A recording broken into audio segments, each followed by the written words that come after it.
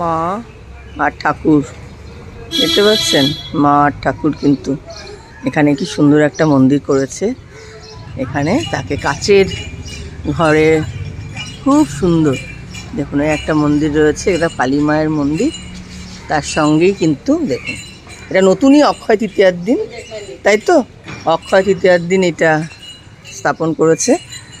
আমি দেখেছিলাম কদিন ধরেই কাজ হচ্ছিল। তো দেখুন মা গো ঠাকুর সবাইকে ভালো রেখো মা। এই যে এরকম আমি একটু দেখাই এরকমভাবে,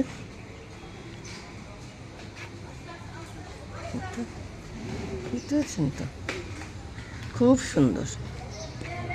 আপনার মায়ের দিকে তাকিয়ে মনের কথা বলুন। হ্যাঁ, মায়ের দিকে তাকিয়ে মনের কথা বলুন। ঠাকুরও রয়েছে সঙ্গে, মা যেখানে ঠাকুর তো সেখানে থাকবেই।